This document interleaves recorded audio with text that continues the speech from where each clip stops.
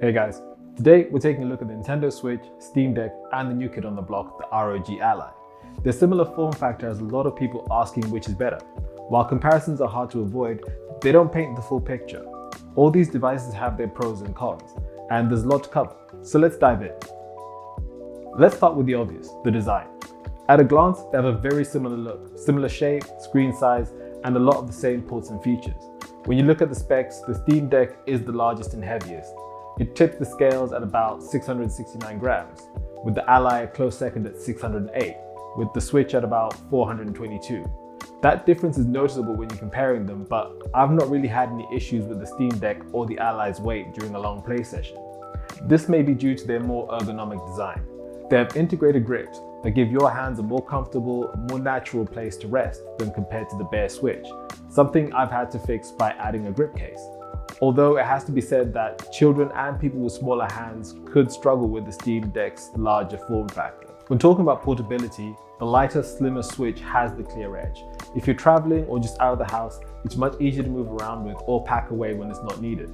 Also, the built-in stand comes in handy when you don't feel like playing and just want to watch something like YouTube or Netflix. The Steam Deck doesn't come with a stand, and unfortunately, the less said about the one that comes with the Ally, the better. The real highlight of the Switch's design is the Joy-Cons, detachable controllers that give you multiplayer wherever you are. Also, you don't need extra controllers when you're playing in tabletop mode or docked, which isn't the case for the others.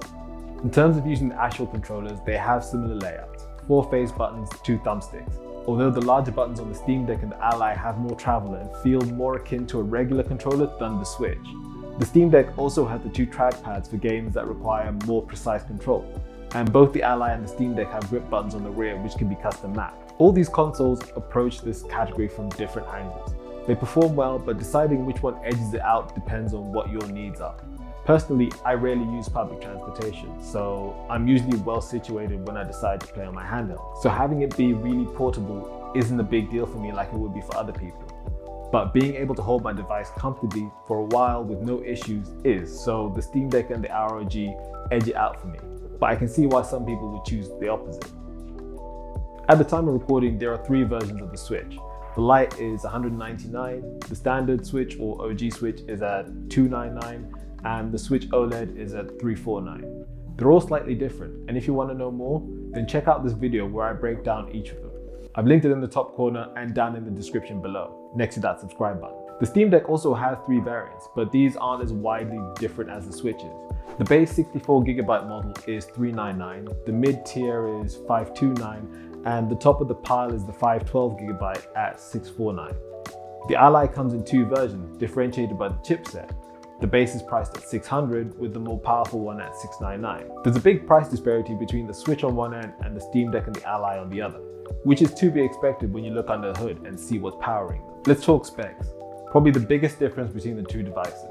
The Switch was originally released in 2017 and has an NVIDIA Tegra X1 chip running about 102GHz with a total of 4GB of DDR4 RAM, with a Maxwell-based NVIDIA GPU that runs between 307 and 678 MHz, depending on the mode you're using, handheld or docked. The Steam Deck, released in early 2022, is Valve's first handheld console. It packs a custom AMD chip and has 16GB of DDR5 RAM. The AMD chip combines the CPU and the GPU, so there isn't a discrete graphics card, but Valve has compared it to a Radeon RX 6000 series running between 1 and 1.6 GHz. The top-end ROG Ally has an AMD Ryzen Z1 Extreme processor, clocked up to 5.1 GHz. The graphics are courtesy of an AMD RDNA 3 chipset, clocked up to 2.7 GHz, with about 16GB of DDR5 RAM. The 5 to 6 year gap between the devices is definitely telling. The Steam Deck and the Ally dwarf the Switch in performance, and the tech inside them is more comparable to the Xbox Series X and PS5 than the Switch. But all credit to the Switch for still being a viable option 5 years later. Depending on which Switch you have, this might be one area where Nintendo might have an advantage. The Ally has a 1920 by 1080 IPS panel with an impressive 120Hz refresh rate. The Steam Deck comes with its own 7-inch panel, but that's running at a resolution of 1280 by 800 with a 60Hz refresh rate. The original Switch and Switch Lite come with similar screen technology to the Steam Deck, albeit smaller at 6.2 and 5.5 inches respectively. The newer OLED console matches the 7 inches with a 1280 by 720 screen, but opts for, as the name suggests, an OLED panel. Disregarding the two older Switch models, it's a much closer race than it looks on paper. The Ally has a peak brightness of 500 nits compared to the 400 for both the OLED and the Steam Deck, but the thinner bezels and higher screen-to-body ratio of the Nintendo Switch do make the display feel bigger than it is.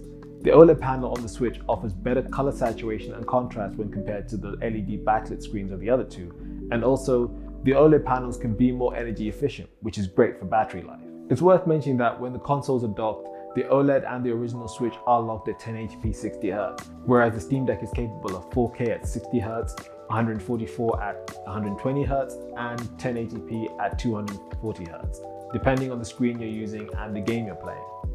The Ally can technically output 4K, but you'll need an eGPU. Speaking of battery life, there are a lot of factors to consider with this one. Mileage may vary from user to user. I typically get between 5 and 9 hours of playtime on the Switch, 2 to 8 on the Steam Deck, and only about 1.5 to 3 on the Ally, which kind of defeats the point of having a portable handheld device. The Switch really benefits from the software being designed for the hardware. Sure, games like Tears of the Kingdom and Fire Emblem can be battery sinks, but they are made knowing the limitations of the hardware they'll be running on.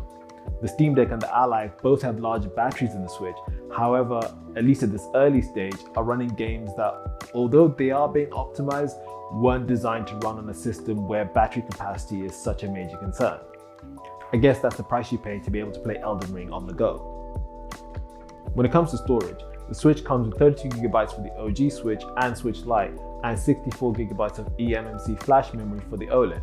The lowest tier Steam Deck uses a similar 64GB flash memory, but the difference is it has faster data transfers thanks to the PCI Express 2.0 standard. The mid and upper tiers have NVMe based SSDs which have faster read-write times and come in 256 and 512GB. And all three devices have microSD card slots for storage expansion. For me, all the systems are in the same boat. First-party Switch games are relatively lightweight by today's standards, but multi-platform titles will take up a fair chunk of storage. For example, 2K23 is about 53GB. Considering that the OG Switch and Switch Lite both come with 32 as standard, an SD card is a must-have if you want an old digital library. To mollify this, at least on the Switch there are game cards. The Steam Deck and the Ally have no physical media. This means all your games are downloaded from the Steam Store, Game Pass, or wherever else you get your games. So, if you bought the base tier 64GB Steam Deck, you run into the same problems as the Switch when you try and download certain games, like Death Stranding, which has an 80GB file size. If you're playing mostly AAA games, then a 512GB capacity won't give you an expansive library either. So, what will you actually be playing? The Switch is a closed system. That means you'll play games that were created specifically for, or ported and optimized to, run on Nintendo's system. Nintendo probably has the most widely recognized loved roster of IPs, like Metroid, Mario, Zelda, Animal Crossing, or Pokemon. It's unlikely we'll ever see any of these titles released on another platform. Games are available as proprietary physical game cards or digitally from the Nintendo eShop. The Ally and the Steam Deck are more open platforms. SteamOS allows the Deck to run games built for Windows, and the Ally runs Windows 11. If you already have a massive Steam library, then it's likely that they'll be available to you right away. Not to mention the Steam sales. This less regulated system gives the users the freedom to tinker and install other operating systems. Some of the more industrial Steam Deck users can get Game Pass running on it as well. My only gripe is that the experience is not as consistent across the board as it is on the Nintendo Switch, where any game you buy or download will run with relatively no issues. So after all that, how do you pick an outright winner? Can you pick an outright winner? It's difficult because these gaming systems target very different needs. Sure, you can have personal preference, but that's all that will be, your preference. I don't think you or I can objectively say one is better than the others. Comparatively, the Steam Deck and the ROG Ally are closer in terms of who they target, so you could probably pick between the two, but honestly, there's probably room for a Switch and one of these two devices in your life, wallet permitting. I hope you've enjoyed this deeper dive, and let me know in the comments below which one you'd go for. Thanks for watching, and I'll see you in the next one.